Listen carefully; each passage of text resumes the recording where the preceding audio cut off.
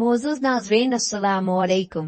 सुल्तान महमद फातेह के सीजन 2 में खुशामदीद।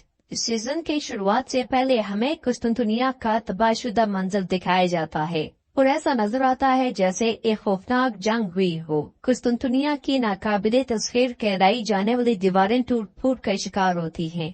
जानदारली अकंजी फौज और इसके अलावा जानिसरी फौज भी कुफार को मौत के घाट उतार रही होती है। तोपों का रुख भी कुस्तुनतुनिया की तरफ होता है।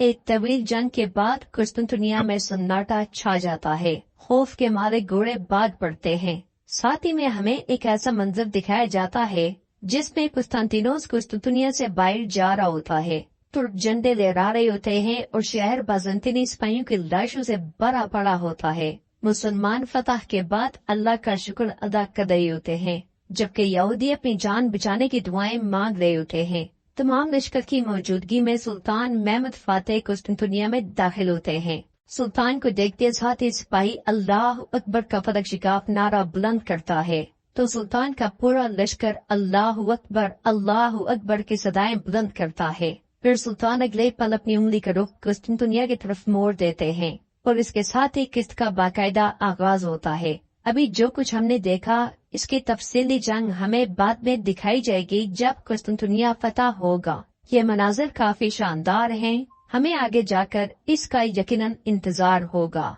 एपिसोड की शुरुआत में एदरनी में सुल्तान अपने वजीरों और मिशरों के साथ मौजूद होते हैं और नक्शे की जानिब इशारा करते हुए कहते हैं, हम इंशाअल्लाह कुस्तुनतुनिया को फतह करके अपने अजीज रोमनोस के दरवाजे से गुजरेंगे। हम शहर में दाखिल होंगे इंशाअल्लाह। बिदाशुबा शहर के चारों तरफ मजबूत दीवारें हैं। फिर सुल्तान कुस्तुनतुनिया के नक्शे को छोड़कर जंगी नक्शे की जानिब बढ़ते हैं और इशारा करते हुए कहते हैं, मैं यहाँ अपना खेमा लगाऊंगा। काफिरों के बेहतरीन नजारे के लिए पहाड़ी जिसे वादी रैकोस कहते हैं। तो ज़गनोस पाशा कहते हैं, मेरे सुल्तान शहर पर कब्जा करना हमेशा मुश्किल रहा है। क्या हमें मरकजी करारगाह इस जगह के अलावा कायम नहीं करनी चाहिए? तो सुल्तान कहते हैं, नहीं लाला, हम इसे यही कायम करने जा रहे हैं जहाँ मैंने कहा है। हमें इस जगह से सामने से दीवारें देखने का मौका मिलता है, लेकिन जब हम मुआवजे पर होंगे तो लातीनियों की तरफ से बाज़ंतीन से मदद किए जाने के इम्कान की बंदिश का इन्हिसार एक बहादुर पर है।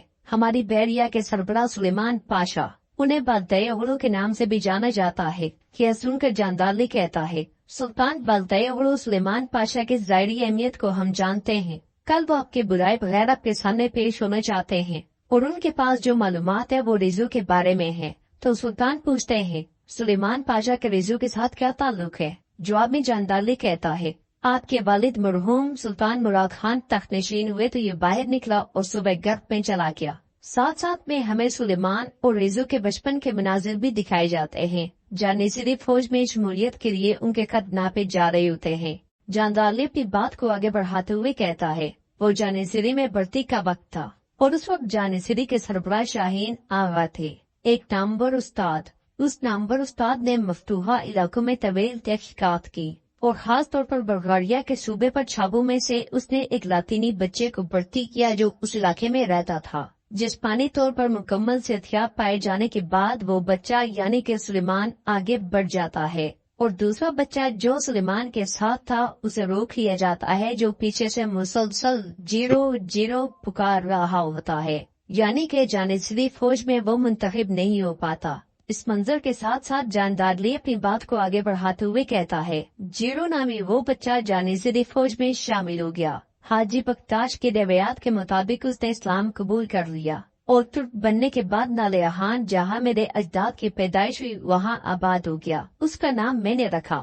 हमारी रवायात बाबरकत हूँ इसलिए उसका नाम सुलेमान दिया। कुछ अरसे के बाद सुलेमान ने तरक्की कर ली, नडर बहादुर बनना शुरू कर दिया। वो लोगों पे जुल्म करने वालों पे कुल्हाड़े से हमला करता। साथ साथ हमें बचपन से ही सुलेमान की बहादुरी के मनाजिर दिखाए जाते हैं जब वो जंगल में मजलूम लोगों को बचाने के लिए हमला कर देता है। वो कुल्हाड़े से उन डाकुओं को मौत के घाट उतार देता है। जानदारली बात को आगे बढ़ाते हुए कहता है, इस तरह वो जल्दी बाल्टियोगलो बन गया। उसने अपनी शोहरत खुद कमाई। हमारी बैरिया की सरबराही करने वाले बाल्टियोगलो सुलेमान का बचपन ये है मेरे सुल्तान। ज़गनोस पाशा दूसरे बच्चे के बारे में पूछते हैं यानी कि रजू के बारे में। तो जानदारली कहता है, वो लड़का जो सुलेमान से 2 साल छोटा था वो भी वेंस के कजाकू कहते चढ़ गया था। जेरो बड़ा हुआ और बाल्टी ओगलो सुलेमान पाशा बन गया। वो रेजो बड़ा हुआ तो वेंस का अमीर अलवेज बन गया।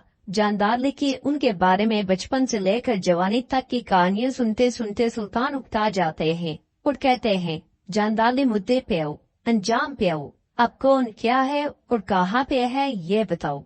तो जानदार कहता है, वेजो नामी वेंस के उस काफिर को जब पता चला कि बाल्टियोगलू सुलेमान पाशा का भाई है तो वो तिजारती रास्तों में हमें आसानियां मुहैया कर रहा है सुल्तान। यह सुनकर सुल्तान कहते हैं, अगर ये बात है तो कज़ाकों के ग्रोह को ठीक ठाक तकलीफ पहुंची होगी। जवाब में जानदार कहता है, मेरे सुल्तान बिल्कुल ऐसा ही है। उस ग्रोह के कुछ लोग उसे गिरफ्तार करने में कामयाब हो गए।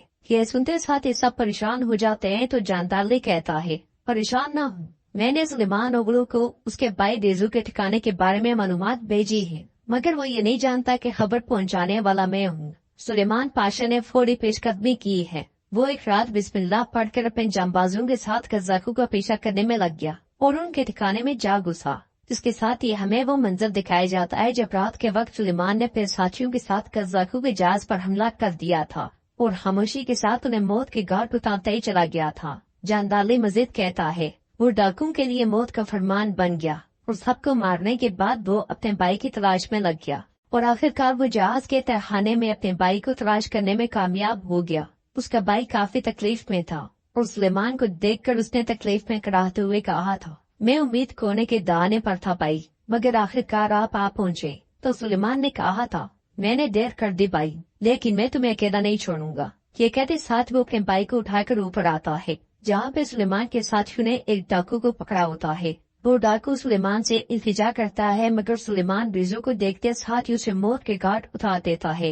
ये देखकर रिजो भी बहुत खुश होता है। सारे मनाजिर को बयान करने के बाद जानदार कहता है, हासिल कलाम ये है कि बाल्टियोगलू सुलेमान पाशा ने अपने भाई रिजो को बचा लिया और रिजो भी सब कुछ छोड़कर अपने भाई की सरपरस्ती में आ गया। ये सुनकर जगनोस पाशा कहते हैं, खलील पाशा तुमने ये सब क्यों किया?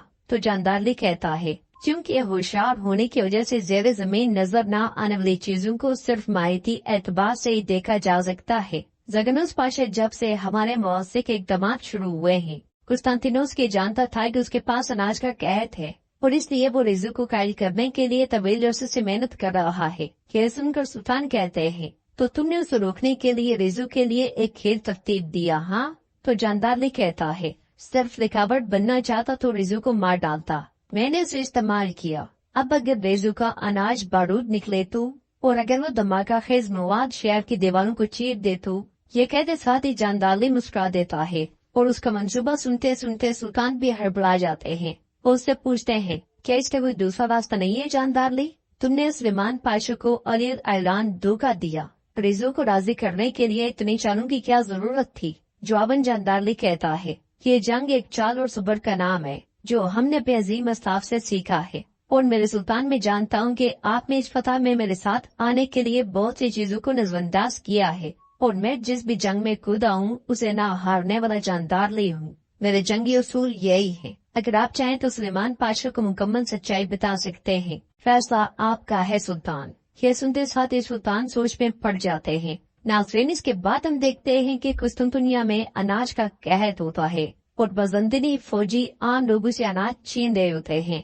इसलिए में शहनशाह का मशीर आगे बढ़ते हुए ये सारा मंजर देखता है। लोग अपना अनाज बचाने की भरपूर कोशिश करते हैं मगर नाकाम रहते हैं और मुजाहमत करने वालों पर फौज जुर्म करते ही चली जाती है। लोग अनाज खींचने की वजह पूछते हैं तो बजंतनी सिपाही कहता है, तुम्हारा सामान अब भी तुम्हारे लिए इस्तेमाल किया जाएगा। शहनशाह जंग के खतरे के पेश नजर एहतियाती तदबीर इख्तियार कर रहा है। यह सुनकर एक शख्स कहता है, कुस्तांतिनोस एक पागल है, कोई भी मुआवजा नहीं होगा और उस पागल के खौफ की वजह से हमारा अनाज गोदाम में गल सड़ जाएगा। लोगों की मुजामत पर सिपाही उन पर तलवारें खींच लेते हैं। ये देखकर शहनशाह का मशीर सिपाहियों से कहता है, तुम सिपाही हो या डाकू? ये क्या कर रहे हो? जवाब में एक सिपाही से ना पहचानते हुए कहता है, मुदाखलत ना करो बूढ़े।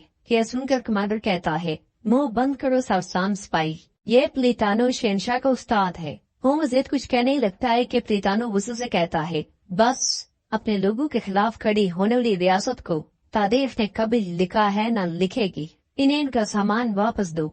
यह सुनते साथ ही लोग आगे बढ़कर अपना सामान उठाते हैं तो प्लेटानो मजीद कहता है, रियासत के खत्म होने के बाद गुलाम बनने वाली कौम भी कभी तारीख में नहीं लिखी जाती। तुर्कों का खतरा जितना तुम सोच रहे हो उतना दूर नहीं है। तकसीम हो जाने वाली चीज बहुत आसानी से निगली जा सकती है, तो इसलिए आपस में तकसीम ना हो। ये सुनते साथ ही लोग फिर से सामान फौजियों की घोड़ा गाड़ियों में रखने लग जाते हैं। दूसरी तरफ हम देखते हैं कि सुलेमान अपने भाई रिजू के साथ साले समुद्र पर बैठा होता है और रिजू से कहता है, मैं तुम्हें किसी चीज के लिए मजबूर नहीं करूंगा रिजू, लेकिन मुझसे पूछो तो हमारी बकिया जिंदगी कंधे से कंधा मिलाकर होनी चाहिए, मगर तुम्हारा जो भी फैसला होगा मैं कबूल करूंगा। तो रिजू एकदम से कहता है, मैं सुल्तान महमद की खिदमत करूंगा, सिर्फ इसलिए नहीं कि तुमने मुझे बचाया। मेरे लिए खाना में सिर्फ अब तुम ही बचे हो जिसे मैं खोना नहीं चाहता। ये सुनकर सुलेमान कहता है, समंदर में लड़ना मैदान की तरह नहीं है भाई, लेकिन अब से मेरी पीठ के पीछे पहाड़ जैसा मजबूत बाई है। तो रिजू कहता है, मुझे तुमने बचाकर अपनी जान को खतरे में डाला है,